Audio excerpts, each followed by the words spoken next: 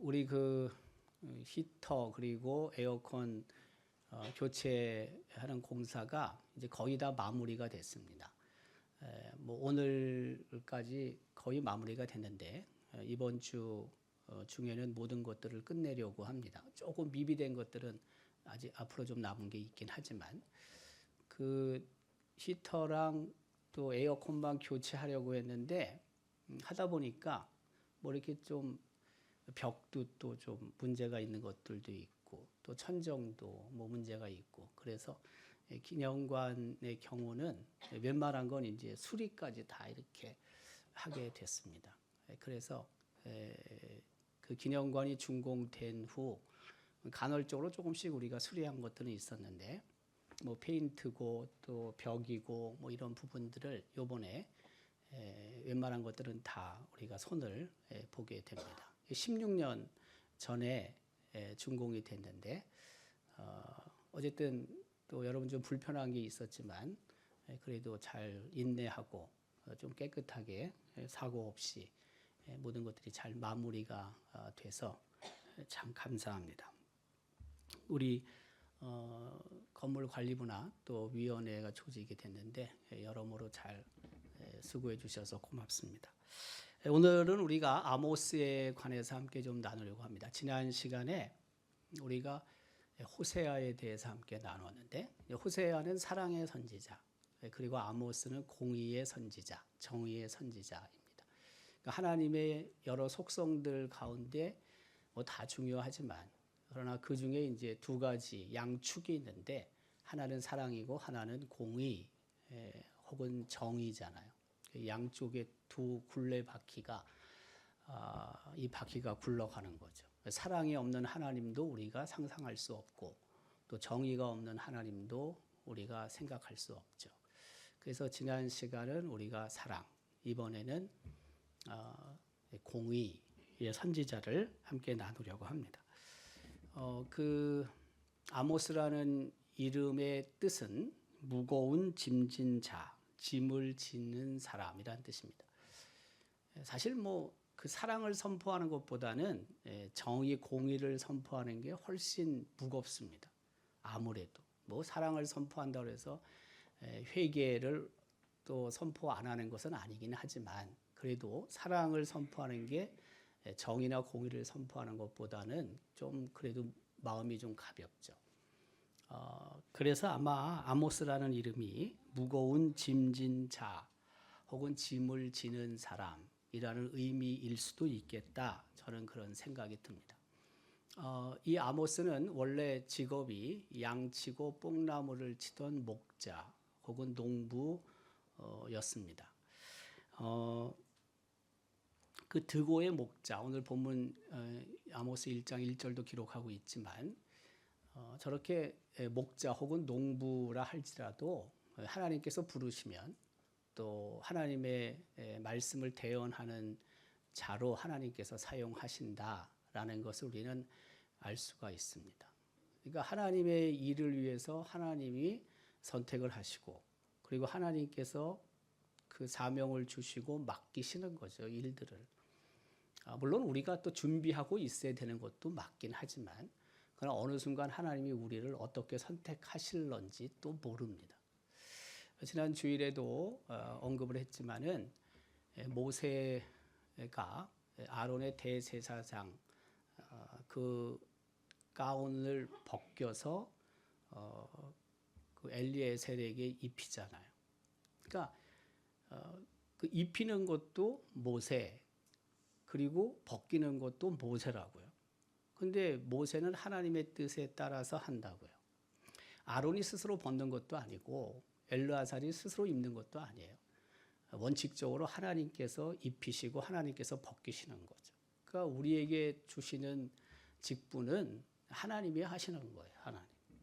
하나님이 주시는 것이고 하나님께서 또 벗기시면은 그 직분을 잃는 거예요. 그러니까 우리 마음대로 뭐 직분을 얻는 것, 마음대로 우리 직분을 내려놓는 것이 아니라는 거죠. 그러니까 직분에 관한 한 우리가 너무 인간적으로 생각하면 안 되는 거예요. 인간적인 방법을 동원해서도 안 되는 거예요. 원칙이 그런 거니까요. 그래서 그 직분은 사명을 하나님께 맡기는 거예요. 하나님께서 어쨌든 선택하시고 하나님께서 당신의 일을 위하여 우리에게 그 옷을 입히시는 거예요. 그리고 또 적당한 때가 되면 하나님께서 그 가운을 벗기시고 또 다른 사람에게 입히시고 그래서 그 직분으로부터 우리는 또 좀 해방이 되는 거죠. 자유로워지는 거죠. 예언자가 되기 전에 선지자가 되기 전에 아모스는 양치기였다, 목동이었다, 농부였다 하는 것을 우리는 알 수가 있습니다. 근데 그가 그런 얘기를 해요. 나는 예언자도 아니고 예언자의 아들도 아니다. 네. 자기의 정체성을 확실하게 갖고 있었던 사람이죠. 그의 출신 지역은 남유다 드고아입니다. 드고아라는 곳에서 그가 하나님의 부르심을 받아요. 근데 이 드고아라는 곳은 어디 있냐면은 예루살렘과 헤브론 사이에 있어요. 예루살렘 바로 우측에 파란 색깔 사해 바다고 그리고 그 위쪽으로 북쪽으로 쭉 올라가는 게 요단강이고 그렇죠? 네. 그리고 좌측편에 있는 푸른색은 지중해 바다고. 그러니까 예루살렘과 헤브론 사이쯤에 드고아가 있다고. 여기 지금 보면은 드고아가 있잖아요. 빨간 걸로. 네. 앞에 그 사진 그림에는 드고아가 없어서 드고아가 나타난 지도를 찾은 건데 그 옆에는 사해, 염해가 있고 드고아 위에 예루살렘, 베들레헴 또 예루살렘이 있고 그리고 드고아에서 7시 방향으로 헤브론이 있습니다. 그러니까 드고아는 남유다에 있는 땅입니다. 남유다에 있는 땅이 드고아예요. 근데 그가 활동했던 장소는 북이스라엘입니다. 그러니까 남유다 사람이 하나님의 부르심을 받고 북쪽에 가서 하나님의 뜻을 전했던 사람이라는 거죠. 대개는 북이스라엘 출신은 북이스라엘에서 하나님의 뜻을 전하는 선지자로 사용이 돼요. 남유다 출신도 똑같은 거예요. 남유다 출신들이 선택이 되고 또 하나님께서 주신 그 마음을 주변에 있는 사람들에게 전하는 거죠. 그런데 이 아모스는 북이스라엘에 가서 복음을 전해요. 특별히 이제 베델이라는 곳에서 그가 복음을 전하는데 그 우상 숭배가 지극히 강했던 땅 이제 베델이죠. 우리가 알고 있지만은 베델과 단에 금송아지를 두었잖아요. 여로보암 왕 때. 그래서 그 저 베델 하나님의 집이라는 의미의 베델에서 아모스가 그 하나님의 그 뜻을 전하게 되죠. 근데 저 베델하고 예루살렘하고 거리가 뭐 한 17km에서 20km 사이밖에 떨어져 있지 않대요.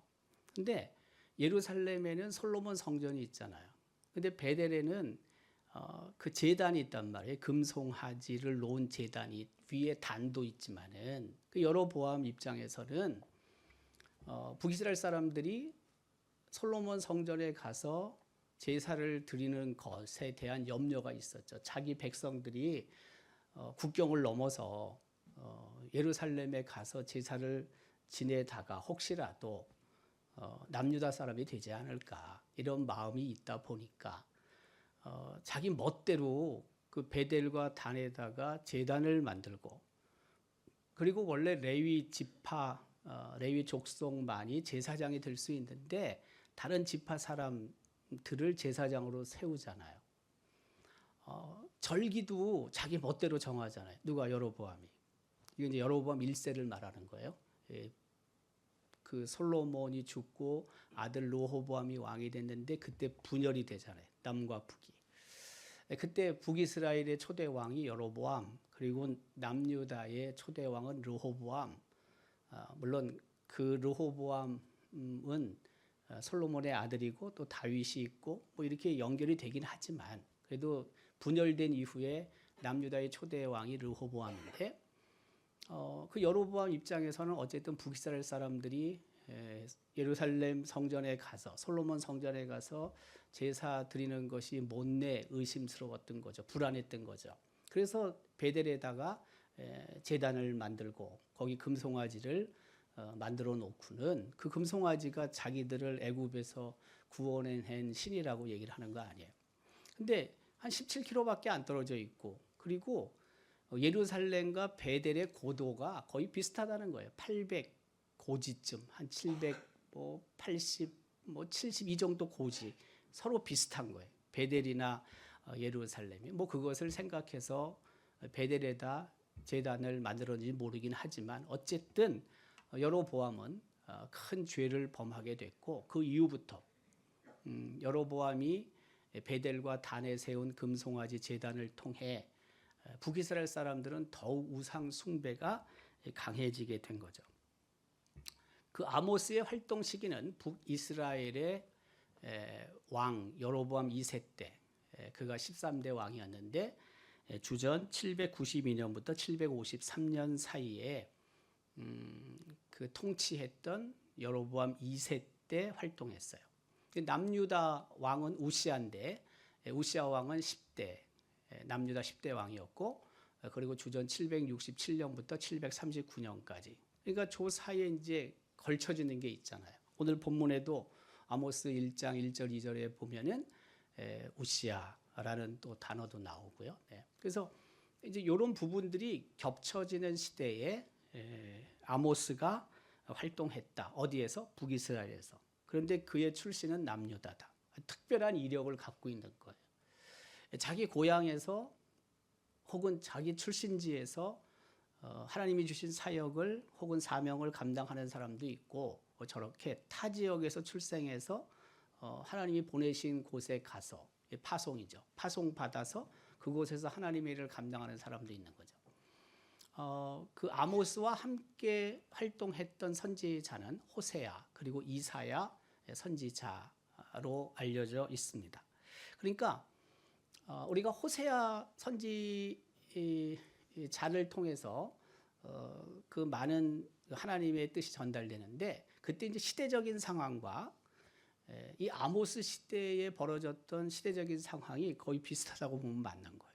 물론 조금 누가 일찍 시작을 했고 좀 늦게까지 한 부분들 겹쳐지지 않는 부분들은 빼면 되긴 하겠지만 그러나 비슷한 거죠. 그래봤자 앞뒤가 얼마나 차이가 나겠어요.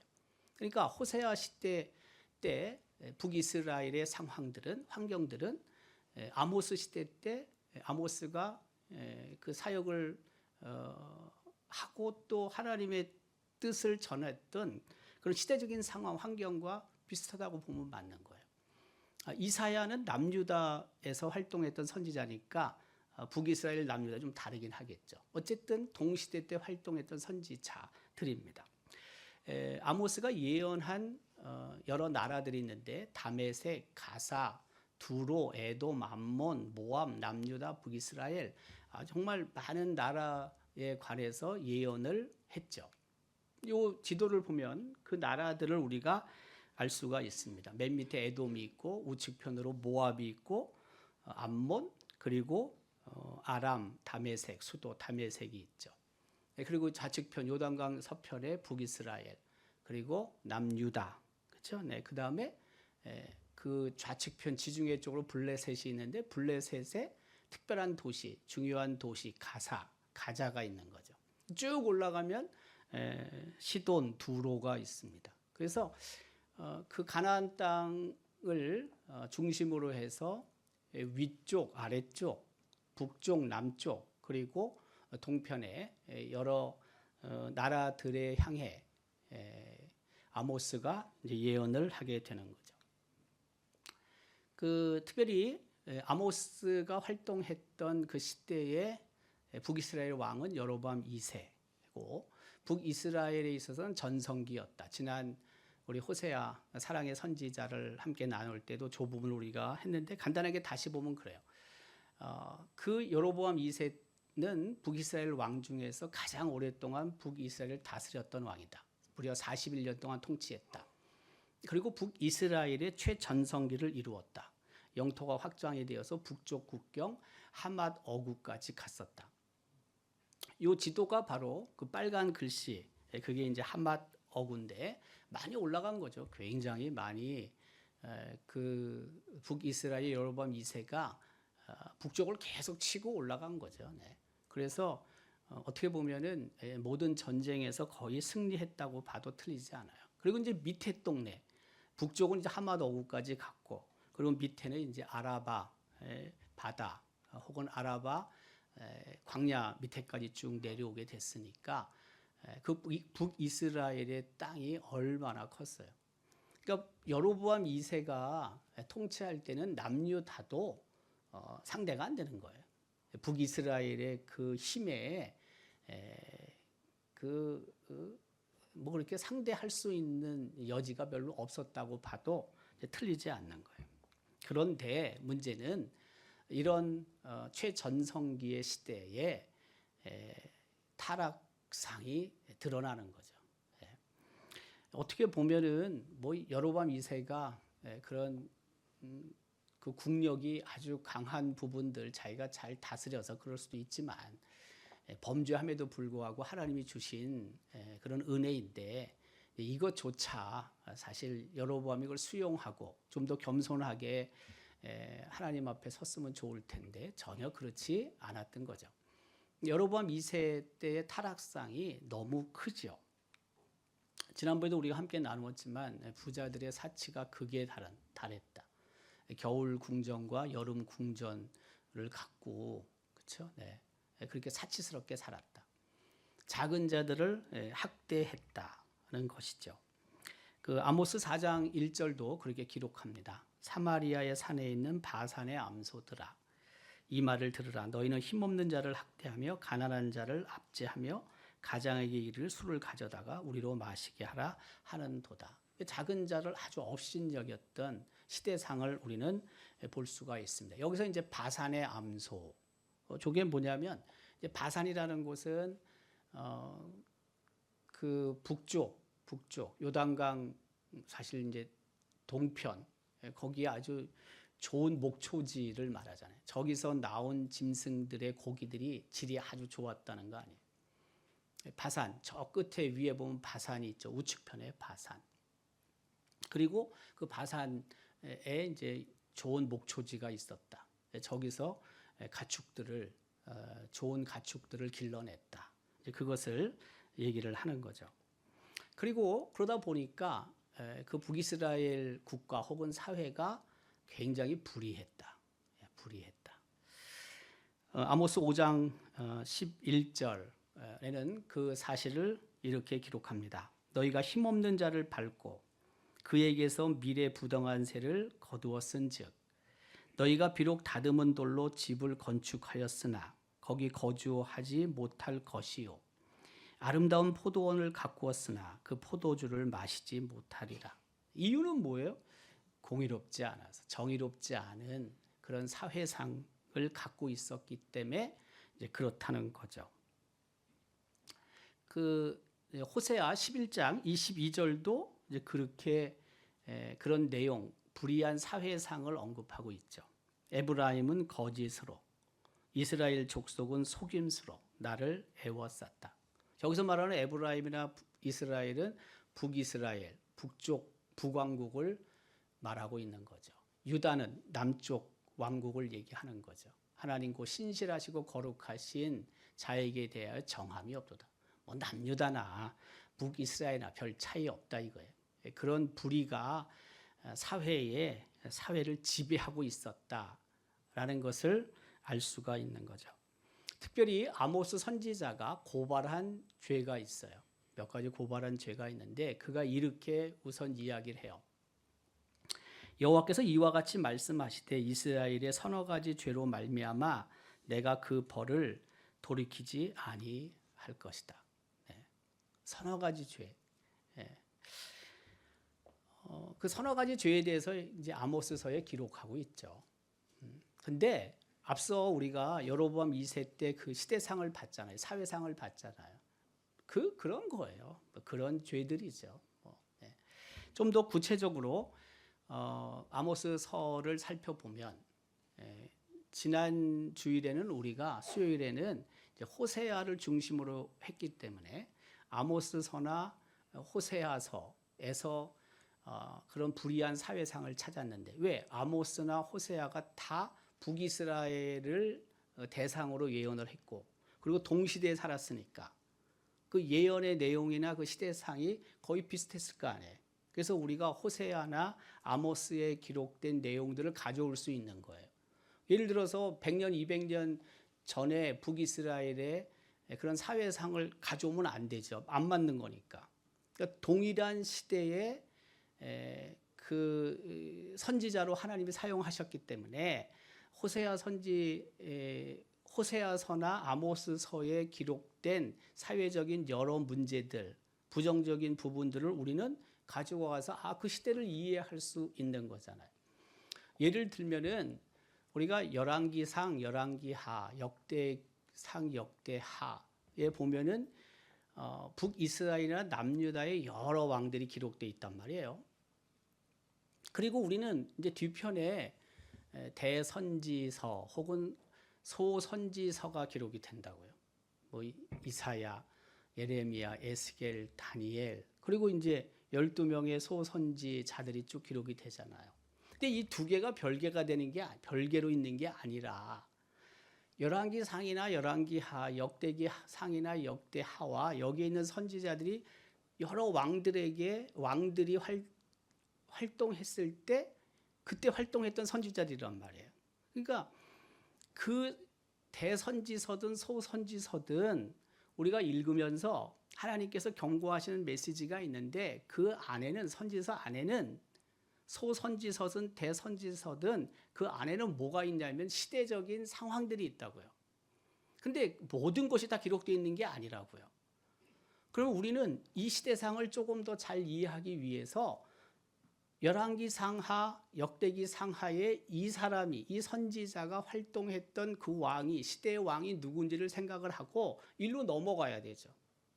일로 넘어가서 어떻게 해요? 그 시대에 그 왕의 어떤 환경과 그런 뭐 국제적인 정세나 죄나 이런 것들을 이해하면 두 개가 어때요? 같이 연결이 돼서 이래서 이런 선지자가 이렇게 하나님의 말씀을 전했구나라는 것을 이해할 수 있게 되는 거죠. 그러니까 이게 별개로 노는 게 아니라고요. 성경이 따로따로 어쩔 수 없이 역사서는 역사서대로 몰아져 있고 선지서는 선지자서로 몰아져 있지만 어때요? 이게 두 개가 연결을 해야지만 그 왕 시대에 벌어졌던 일들도 이해할 수 있고 선지자가 예언했던 것들도 이해할 수 있는 거죠. 신약도 뭐 똑같은 거 아니에요? 신약도 여러분. 사도행전이 있다고요. 사도행전이. 그 사도행전이 신약 성경의 역사서란 말이에요. 예. 그러면 사도 바울이 기록한 서신이 있다고요. 이 두 개가 굉장히 중요한 연결점이 있는 거죠. 예를 들면 사도 바울이 뭐 고린도에 가서 혹은 뭐 사도 바울이 에베소에 가서 복음을 전하고 뭐 이렇게 했어요. 그러면 이쪽에 에베소서라든지 고린도 전서라든지 후서라든지 이런 것들이 두 개가 연결이 되는 거라고요. 두 개를 연결해서 이해를 해야 된다고요. 이걸 여기다가 다 집어넣을 수 없기 때문에 성경은 사도행전을 따로 그리고 사도 바울의 서신서를 따로 이렇게 구분해서 그렇게 책으로 갖고 나열해 놓은 것뿐이지 실질적으로는 그걸 다 그렇게 연결해서 이해할 때 비로소 우리가 성경을 올바로 이해할 수 있는 거죠. 이제 개별적으로 본문을 이해할 때도 그래요. 성경을 개별적으로 본문을 이해할 때도 때로는 그 본문을 읽을 때 이해가 잘 안 된다고요. 그리고 어떨 때는 그 본문이 또 다른 본문과 이렇게 충돌하는 느낌이 들 때도 있어요. 그럴 때 또 다른 여러 본문들이 성경에 있다고요. 그런 것들을 서로 연결을 해서 우리가 보게 되면은 이제 그게 이해가 되는 게 많죠. 근데 하나만 놓고 보면은 아니라고요. 한 두 개를 놓고 봐도 이게 충돌이 된단 말이에요. 그러나 또 다른 본문들이 이렇게 엮어지면은 이래서 이렇게 저래서 저렇게 이 말씀을 하시는구나 하나님이 라는 것을 이해하게 되는 거죠. 그래서 보통 그런 말을 하는 거예요. 성경은 성경 스스로 해석한다. 성경은 성경이 스스로 해석한다. 그런 말을 하는 거예요. 이유가 근데 하나만 놓고 봤을 때는 아닌 것 같고 또 다른 본문이 서로가 이게 안 맞는 것 같이 느껴지지만 또 다른 본문이 중간에 들어오게 되면은 이게 이해가 되는 거예요. 자, 어쨌든 이제 이런 부분들을 우리가 이해할 필요가 있어요. 서너 가지 죄에 대해서 구체적으로 이렇게 아모스 선지자는 말하는 거죠. 첫 번째는 사회적 불의에 관해서 언급을 해요. 부익부 빈익빈 현상이 아주 강해지는 거예요. 아까 여름 궁전, 겨울 궁전 같은 맥락이에요. 두 번째는 도덕적인 부패가 아주 심했어요.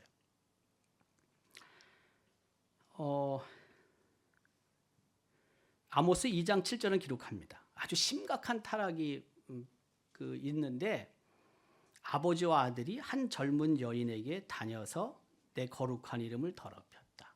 네. 얼마나 더러운 일이 벌어지고 있습니까? 아버지와 아들이. 네. 저런 일이 벌어지고 있었다고요. 세 번째는 신앙적인 타락도 있어요. 위선적인 신앙이 있었다고요. 아모스 2장 8절의 기록인데 모든 제단 옆에서 전당 잡은 옷 위에 누우며 그들의 성전에서 그들의 신전에서 벌금으로 얻은 포도주를 마신다. 위선이죠, 위선. 네. 아주 위선적인 신앙이 팽배해 있었던 거예요.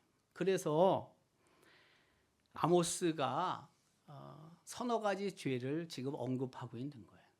좀 더 구체적으로 아모스서에서 말하고 있는 거죠. 그러면서 아모스 선지자가 예언을 해요. 네, 이것도 뭐 같은 맥락이에요. 하나님께서 전혀 기뻐하시지 아니하신다. 뭐 여러분 물질적으로 풍요로우면 뭐 하겠어요? 네. 그런 풍요 속에서 하나님의 기쁨이 돼야 될 텐데 전혀 하나님이 기뻐하시지 않으세요. 왜? 도덕적으로도 신앙적으로도 사회적으로도 뭐 정말 더럽거든요. 네. 하나님 보실 때에 기뻐하실 만한 게 없어요. 지금.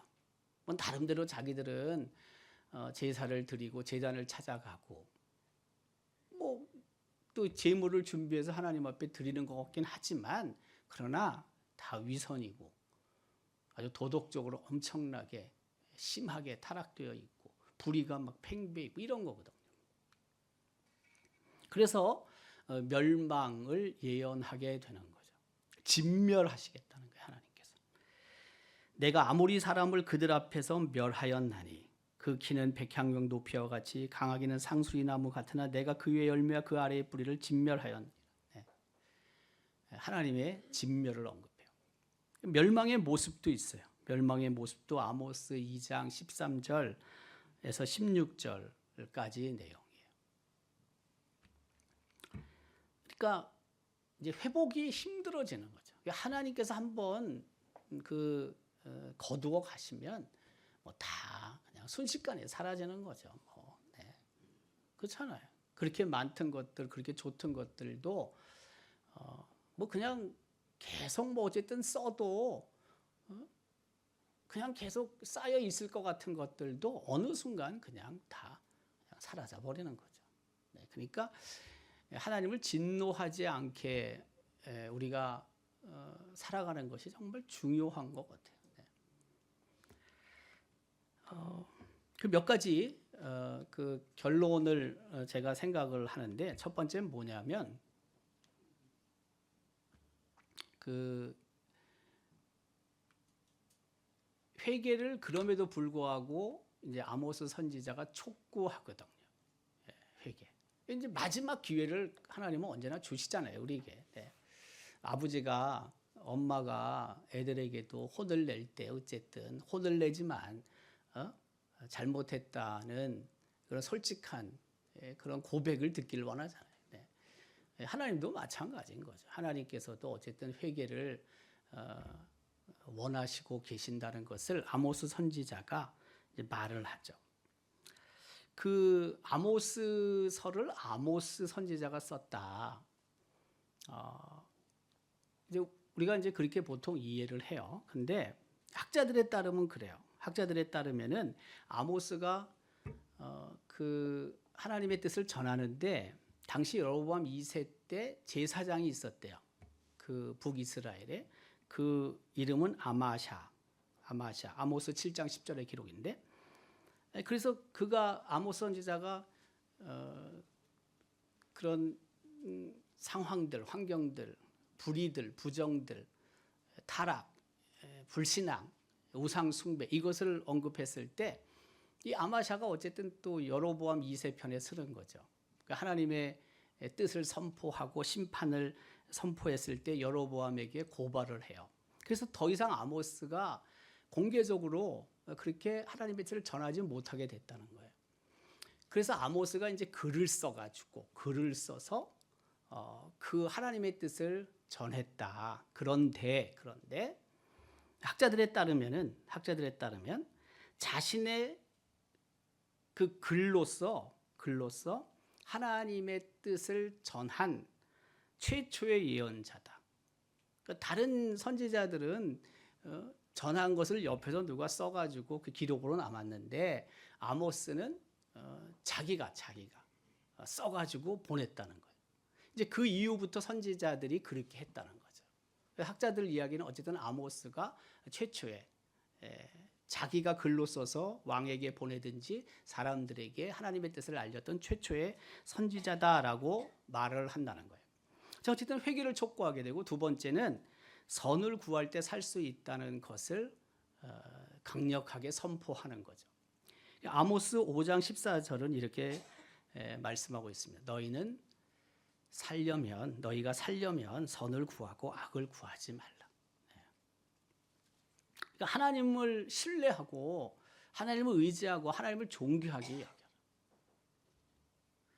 그리고 이제 그 유명한 말을 하는 거잖아요. 오직 정의를 물같이 공의를 마르지 않는 강같이 흐르게 할지어다.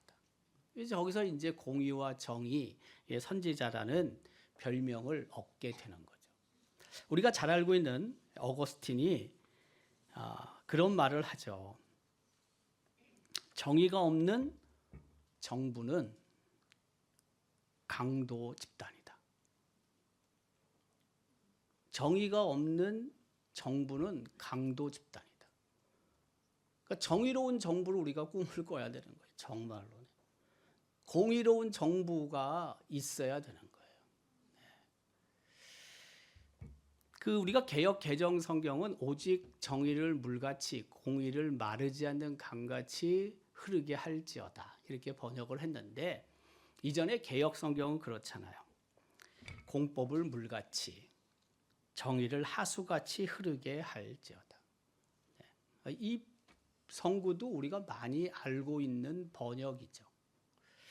저 뒷부분에 공의를 마르지 않는 강같이 흐르게 할지어다. 공의를 마르지 않는 강같이 할지어다. 우리 개역 개정은 저렇게 번역했는데, 그 NIV라는 영어 성경은, 그러니까 우리도 현대인 성경, 새번역 성경, 또 공동번역 성경 이런 것들 보면 조금씩 다 다르게 번역을 하거든요. 원문에서 이제 번역을 할 때 다르게 하는데, NIV 영어 성경은 공의를 마르지 않는 강가치를 어떻게 표현했냐면 never failing stream이라고 번역을 했어요. never failing stream. 이걸 번역하면은 결코 끊어지지 않는 강물처럼 공의는 흘러가야 된다라는 거예요. 공의는, 정의는 결코 끊어지면 안 되는 거예요. 네. 하나님도 싫어하시지만은 공의와 정의가 단절되면 사람들이 힘들어요.